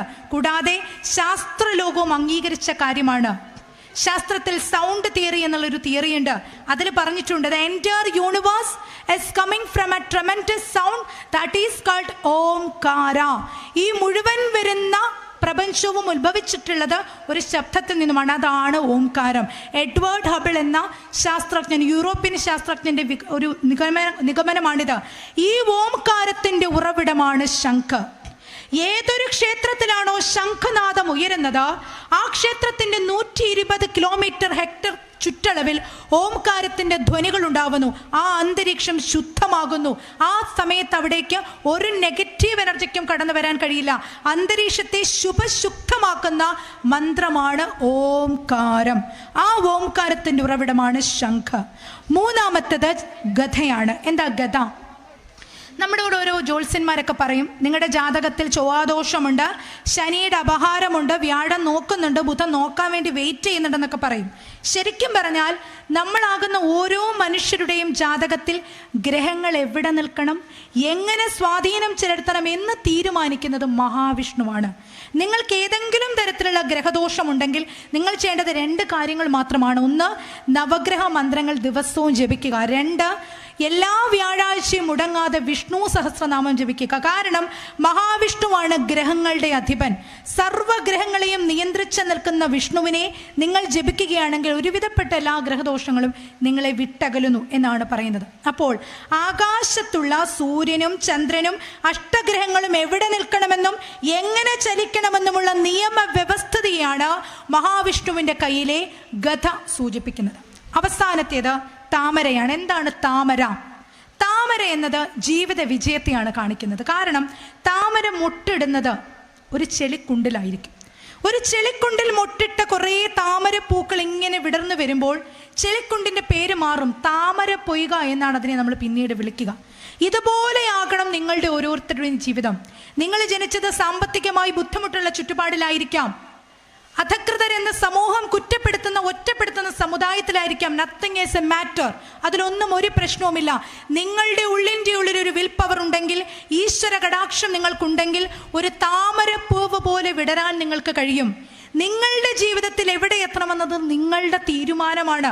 ആ തീരുമാനത്തിനനുസരിച്ചാണ് സമൂഹം നിങ്ങൾക്ക് നൽകുന്ന ആറ്റിറ്റ്യൂഡും നിങ്ങളോട് കാണിക്കുന്ന സമീപനവും മാറിക്കൊണ്ടിരിക്കും. ജീവിതത്തിൽ ഒരു താമരപ്പൂവ് പോലെ വിടരാൻ നിങ്ങൾക്ക് കഴിയണം. രാമേശ്വരത്ത് പത്രം വിറ്റ് നടന്ന ഒരു ചെറിയ പയ്യൻ പിൽക്കാലത്ത് ഭാരതത്തിൻ്റെ അഭിമാനമായ ശാസ്ത്രജ്ഞനായി തീർന്ന നാടാണ് നമ്മുടെ India. Doctor APJ Abdul Kalam. തൻ്റെ എല്ലാ സിറ്റുവേഷനെയും അദ്ദേഹം ഓവർകം ചെയ്തു. ഒന്നും നിങ്ങളെ റെസ്ട്രിക്റ്റ് ചെയ്യാൻ പാടില്ല. ഉയർന്ന സ്വപ്നങ്ങളിലൂടെ ഉയർന്ന് പറക്കാൻ കഴിയണം. ഈ ചിന്താഗതിയാണ് താമരപ്പൂവ് കാണിച്ചു തരുന്നത്. ചുരുക്കി പറഞ്ഞാൽ മഹാവിഷ്ണുവിൻ്റെ ശംഖ് പ്രപഞ്ചനാദത്തെ, ചക്രം പ്രപഞ്ച ഭ്രമണ പരിക്രമണ ദിശയെ, ഗദ അന്തരീക്ഷത്തിൻ്റെ നിയമവ്യവസ്ഥതയെ, താമര ജീവിത വിജയത്തെയാണ് കാണിക്കുന്നത്. ഇനി അടുത്തതായി മഹാദേവന്റെ രൂപഭാവങ്ങൾ കൂടി നമുക്കൊന്ന് നോക്കാം. മഹാദേവന്റെ ശിരസിൽ കാണുന്ന ജഡ എന്നത് തപസ്സിനെയും ഗിരിശൃംഖങ്ങളെയുമാണ് കാണിക്കുന്നത്. അതിന് മുകളിൽ കാണുന്ന ചന്ദ്രകല, നമ്മൾ ഓരോരുത്തരും, ഞാൻ ആദ്യമേ പറഞ്ഞ നാമജപത്തിൻ്റെ പ്രാധാന്യം, നമ്മൾ ഓരോ മന്ത്രങ്ങളും നാമജപങ്ങളും ഒക്കെ നടത്തുമ്പോൾ നമ്മൾ പോലും അറിയാതെ നമ്മുടെ ഉള്ളിലുണ്ടാകുന്ന ഊർജ പ്രവാഹത്തെ, ചൈതന്യത്തെയാണ് അദ്ദേഹത്തിൻ്റെ മുകളിലെ ചന്ദ്രകല സൂചിപ്പിക്കുന്നത്. ഓരോ മന്ത്രങ്ങൾ ഉരുക്കഴിക്കുമ്പോഴും നമ്മുടെ മുഖത്തും ശരീരത്തും ജീവിതത്തിലുമൊക്കെ അതിൻ്റെ പ്രകാശം കാണാൻ കഴിയും.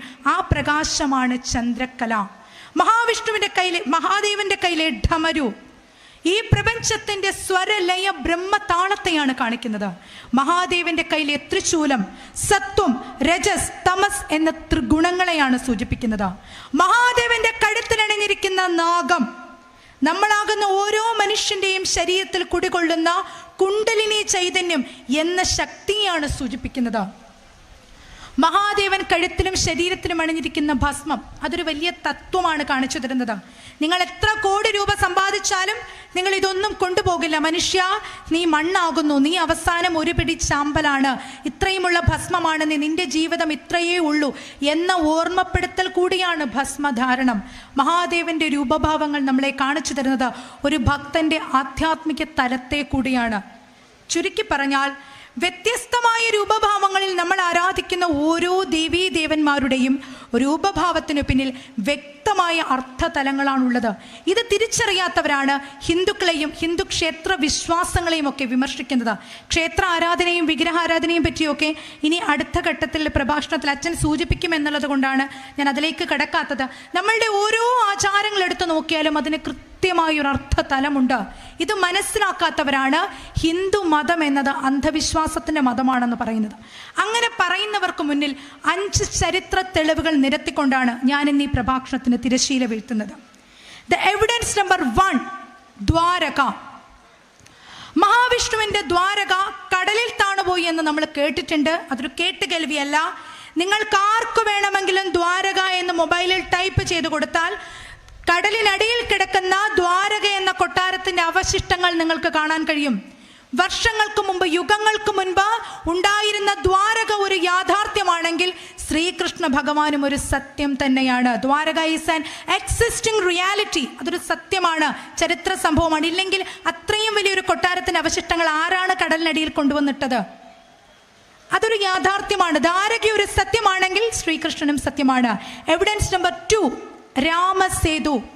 ശ്രീരാമ അവതാര കാലത്ത് സീതാദേവി അന്വേഷിക്കാൻ പോയ ശ്രീരാമചന്ദ്രനെ സഹായിക്കാൻ വേണ്ടി വാനരപ്പട നിർമ്മിച്ചു കൊടുത്ത ഒരു പാലമാണ് രാമസേതു. ഇന്ന് അതിൻ്റെ പേര് ആഡംസ് ബ്രിഡ്ജ് എന്നാണ്. ഇന്ത്യക്കും ലങ്കയ്ക്കും ഇടയിൽ നിർമ്മിക്കപ്പെട്ട ആ രാമസേതുവാണ് ഇന്നത്തെ ഇന്ത്യക്കും ശ്രീലങ്കയ്ക്കും ഇടയിൽ കാണുന്ന ആഡംസ് ബ്രിഡ്ജ്. ഈ ആഡംസ് ബ്രിഡ്ജ് എങ്ങനെ സൃഷ്ടിക്കപ്പെട്ടുവെന്ന് ഇന്നും ഒരു ശാസ്ത്രജ്ഞന്മാർക്കും കണ്ടെത്താൻ കഴിഞ്ഞിട്ടില്ല. അതിൻ്റെ നിർമ്മാണ രഹസ്യം ഇന്നും ഒരു സീക്രട്ടാണ്. അതൊരു ചരിത്രകാരനും ഒരു ശാസ്ത്രജ്ഞനും കണ്ടെത്താൻ കഴിഞ്ഞിട്ടില്ല. രാമസേതു ഒരു സത്യമാണെങ്കിൽ രാമായണവും ശ്രീരാമചന്ദ്രനും സത്യമാണ്. എവിഡൻസ് നമ്പർ 3, കുരുക്ഷേത്ര യുദ്ധഭൂമി. മഹാഭാരതത്തിലും ഭഗവത്ഗീതയിലും ഒക്കെ പരാമർശിക്കുന്ന കുരുക്ഷേത്ര യുദ്ധഭൂമി ഒരു സാങ്കല്പിക നഗരമല്ല. It's A reality. ഇന്ത്യയിലെ ഹരിയാനയിലാണ് കുരുക്ഷേത്ര യുദ്ധഭൂമി നമുക്ക് കാണുന്നത്. ആർക്കിയോളജിക്കൽ സർവേ ഓഫ് ഇന്ത്യ നടത്തിയിട്ടുള്ള എക്സ്കവേഷനിൽ നിന്നും ആ കുരുക്ഷേത്ര യുദ്ധഭൂമിയിൽ വർഷങ്ങൾക്ക് മുൻപ് ഒരു വലിയ യുദ്ധം നടന്നതിൻ്റെ തെളിവുകൾ കിട്ടിയിട്ടുണ്ട്. മനുഷ്യ അവശിഷ്ടങ്ങൾ കിട്ടിയിട്ടുണ്ട്. അവിടെ ഉണ്ടായിരുന്ന വെപ്പൺസ്, ആയുധങ്ങളുടെ അവശേഷിപ്പുകൾ കിട്ടിയിട്ടുണ്ട്. ഇതിൽ നിന്ന് നമുക്ക് മനസ്സിലാക്കാൻ കഴിയുന്നത് കുരുക്ഷേത്ര യുദ്ധം എന്ന് പറയുന്നത് ഒരു ചരിത്ര യാഥാർത്ഥ്യമായിരുന്നു. Evidence number 4, Indus valley civilisation, Sindhu നദീതട സംസ്കാരം. ചരിത്ര വിദ്യാർത്ഥികൾക്കറിയാം, ഇന്ത്യയുടെ ചരിത്രം ആരംഭിക്കുന്നത് സിന്ധു നദിയുടെ തീരത്തു നിന്നുമാണ് എന്ന് നമ്മൾ പഠിച്ചിട്ടുണ്ട്. ആ സിന്ധു നദിയിൽ 1853 അലക്സാണ്ടർ കണ്ണിംഗ്ഹാം നടത്തിയ ഉത്ഖനനങ്ങളിൽ കണ്ടെത്തിയിട്ടുള്ളത് ഉടഞ്ഞുപോയ വിഗ്രഹങ്ങളുടെ അവശിഷ്ടങ്ങൾ കിട്ടിയിട്ടുണ്ട്. ഉടഞ്ഞുപോയ നാഗവിഗ്രഹങ്ങൾ, ഉടഞ്ഞുപോയ ശിവലിംഗങ്ങൾ, ഉടഞ്ഞുപോയ ദേവീ വിഗ്രഹങ്ങൾ അവിടെ നിന്നും കണ്ടെത്തിയിട്ടുണ്ട്. ഇതിനർത്ഥം എന്താണ്? ഇന്ത്യയുടെ ചരിത്രം എഴുതപ്പെടുന്നതിനും വർഷങ്ങൾക്ക് മുൻപ് തന്നെ ഭാരതത്തിൽ വിഗ്രഹ ആരാധന നിലനിന്നിരുന്നു. വിഗ്രഹാരാധന ഒരു സുപ്രഭാതത്തിൽ പൊട്ടിമുളച്ച ഒന്നല്ല. It has a historical and archaeological evidence. അതാണ് സിന്ധു നദീതട സംസ്കാരം നമുക്ക് കാണിച്ചു തരുന്നത്. And the final evidence is Kailasa പർവ്വതം. മഹാദേവന്റെ കൈലാസ പർവ്വതത്തെ പറ്റി നമ്മൾ ഒരുപാട് പുരാണ കൃതികളിൽ വായിച്ചിട്ടുണ്ട്. അതൊരു സാങ്കല്പിക നഗരമല്ല, അതും ഒരു റിയാലിറ്റിയാണ്. നമുക്കറിയാം, ഇന്നുമുണ്ട് കൈലാസ പർവ്വതം. കൈലാസത്തിലേക്ക് നമ്മൾ തീർത്ഥാടനം നടത്തുന്ന സമയത്ത് അവിടെ ഒരു നിശ്ചിത പരിധി വരെ മാത്രമേ മനുഷ്യർക്ക് പ്രവേശനമുള്ളൂ. അത് കഴിഞ്ഞാൽ അവിടെ ഒരു നോ എൻട്രി ബോർഡാണ്. പ്രവേശനം നിഷേധിച്ചിട്ടുണ്ട്, ഡേഞ്ചർ എന്ന് എഴുതി വെച്ചിട്ടുണ്ട്. ആ ബോർഡിനെ മറികടന്ന് വീണ്ടും നിങ്ങൾ മുന്നോട്ട് പോയാൽ ഏതോ ഒരു ശക്തി നിങ്ങളെ ചുഴറ്റിയെടുത്ത് മാനസരോവരത്തിൽ കൊണ്ടിടും. ഏതാണ് ആ ശക്തി എന്ന് ഇന്നുവരെ കണ്ടെത്താൻ ഒരു യാത്രക്കാരനും കഴിഞ്ഞിട്ടില്ല. മഞ്ഞുമലയാണ് കൈലാസം. ആ മഞ്ഞുമലയാകുന്ന കൈലാസം ചില പ്രത്യേക സമയങ്ങളിൽ ഒരു തീഗോളമായി മാറും. അതിന് പിന്നിലെ യാഥാർത്ഥ്യവും ഇന്ന് വരെ കണ്ടെത്താൻ ഒരു ചരിത്രത്തിനും കഴിഞ്ഞിട്ടില്ല. കൈലാസ പർവ്വതത്തിന് താഴെയുള്ള മാനസരോവരത്തിലൂടെ ഒരു ജീവജ്യോതിസ്, ഒരു സ്ത്രീ രൂപം കടന്നു പോകുന്നതായി കണ്ടെത്തിയിട്ടുണ്ട്. എന്താണ് ആ സ്ത്രീ രൂപത്തിന്റെ അർത്ഥമെന്ന് ഒരു ചരിത്രവും ഇന്ന് വരെ പറഞ്ഞിട്ടില്ല. ഇതിനർത്ഥം എന്താണ്? കൈലാസം ഒരു യാഥാർത്ഥ്യമാണെങ്കിൽ ശ്രീ മഹാദേവനും ഒരു യാഥാർത്ഥ്യം തന്നെയാണ്. ചരിത്രവും ശാസ്ത്രവും പൂർണ്ണമായി പഠിക്കാത്തവരാണ് ഭാരതത്തെയും ഹിന്ദു ധർമ്മത്തെയും കുറ്റപ്പെടുത്തുന്നത്. അവർക്ക് മുന്നിൽ നമ്മൾ അഭിമാനത്തോടെ പറയണം, ലോകത്തിന് പൂജ്യത്തിന് വില നിർണയിച്ച് ആര്യഭട്ടിന് ജന്മം കൊടുത്ത നാടാണ് ഭാരതം.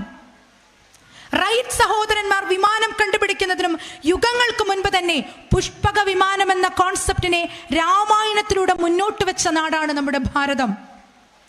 ഇലക്ട്രോണിക് യുഗം വരുമെന്ന് കലിയുഗ വർണ്ണനയിലൂടെ പറയാതെ പറഞ്ഞു വെച്ച നാടാണ് നമ്മുടെ ഭാരതം. ക്ഷേത്രഗണിതത്തിന്റെ ബീജാങ്കണത്തിലൂടെ എഞ്ചിനീയറിംഗ് രംഗത്തെ വിസ്മയിപ്പിച്ച നാടാണ് ഭാരതം. ആയുർവേദത്തിന്റെ ചികിത്സാ വിധിയിലൂടെ ചരക സംസ്കൃതിയും സുശ്രുസംഹിതയും ലോകത്തിന് സംഭാവന ചെയ്തുകൊണ്ട് സർജറി എങ്ങനെ നടത്തണമെന്ന്, എങ്ങനെയാണ് ഓപ്പറേഷൻ നടത്തേണ്ടതെന്ന് മെഡിക്കൽ രംഗത്തിന് കാണിച്ചു കൊടുത്ത് വിപ്ലവം സൃഷ്ടിച്ച നാടാണ് നമ്മുടെ ഭാരതം. ആ ഭാരതത്തിന്റെ മക്കളാണ് നമ്മൾ. ആ ഭാരതത്തിന്റെ മക്കളായതിൽ നമ്മൾക്ക് അഭിമാനിക്കാം. സ്വാമി വിവേകാനന്ദൻ പറഞ്ഞതുപോലെ, ഭാരത requires to the need for powerful youth having iron-bound muscles. They should have one ultimate aim, that is awakening of India, awakening of Bharata, and ultimately awakening of Hinduism. ഈ ഭാരതത്തിന് ആവശ്യം ഇരുമ്പ് പോലുള്ള മാംസപേശികളും ആർക്കും തടുക്കാനാകാത്ത ഇച്ഛാശക്തിയുമാണ്. ഭാരതീയനാണെന്ന് അഭിമാനത്തോടെ പ്രഖ്യാപിക്കൂ. ഈ നാടിൻ്റെ ശ്രേയസ്സാവട്ടെ നിങ്ങളുടെ ലക്ഷ്യം.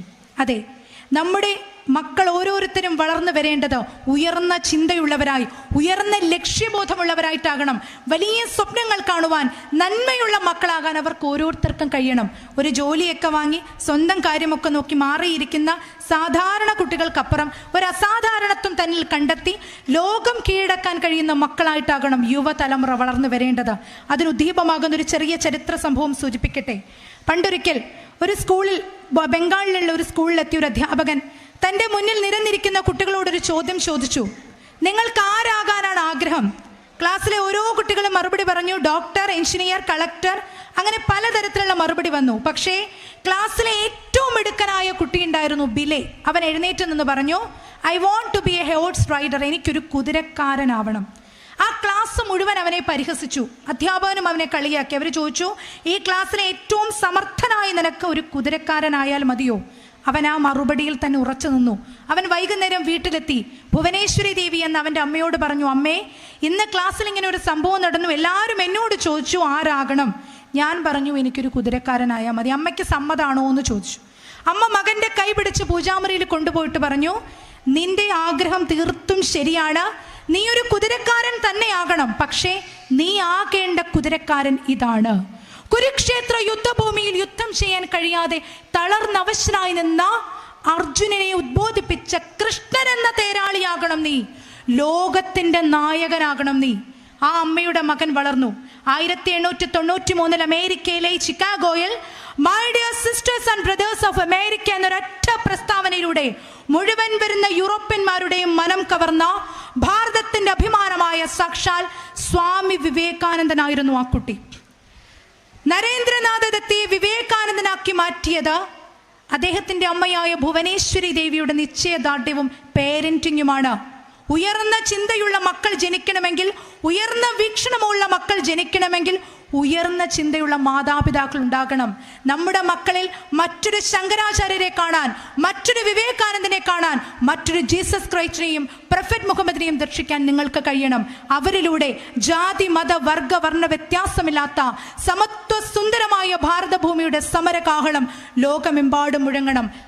ജാതി ചിന്തയില്ലാത്ത, മതചിന്തയില്ലാത്ത, സമസ്തരിലും ഈശ്വരനെ ദർശിക്കുന്ന നന്മയുള്ള മക്കൾ ഈ ലോകത്ത് ജനിക്കട്ടെ. അവരിലൂടെ ഭാരതത്തിൻ്റെ ഹിന്ദു സംസ്കൃതിയുടെ പുരോഗതി ലോകമെമ്പാടും പ്രജ്വലിക്കട്ടെ എന്ന് മാത്രം പ്രാർത്ഥിച്ചുകൊണ്ട് യജുർവേദത്തിലെ ഒരു ശ്ലോകത്തോടു കൂടി ഈ പ്രഭാഷണത്തിന്റെ വിരാമം കുറിക്കുന്നു. ഓം ഭാഗ്മേ മനസ്സി പ്രതിഷ്ഠിത മനോമേ വാജി പ്രതിഷ്ഠിത ആവീരാവീർമയേധസ്യമ ആണിസ്ഥം ശ്രുതം മേ മാ പ്രഹാസീം അനേനാധീതേന ഹോരാത്രാൻ സന്ധദാമി ഋതം വദിക്ഷ്യാമി സത്യം വദിക്ഷ്യാമി തന്മാമവതു തദ്വക്താരമവതു അവതു മാം അവതു വക്താരം അവതു വക്താരം. ഓം ശാന്തി ശാന്തി ശാന്തി. എൻ്റെ വാക്ക് എൻ്റെ മനസ്സിൽ ഉറച്ചു നിൽക്കട്ടെ. എൻ്റെ മനസ്സ് എൻ്റെ വാക്കിൽ ഉറച്ചു നിൽക്കട്ടെ. സ്വയം പ്രകാശിക്കുന്ന ബ്രഹ്മചൈതന്യമേ എനിക്ക് പ്രത്യക്ഷമായി ഭവിച്ചാലും ആ ബ്രഹ്മം എന്നെ രക്ഷിക്കട്ടെ. ആ ബ്രഹ്മം ആചാര്യനെ രക്ഷിക്കട്ടെ. ആ ബ്രഹ്മം സമസ്ത ലോകത്തെയും സംരക്ഷിക്കട്ടെ. ലോകാ സമസ്ത സുഖിനോ ഭവന്തു.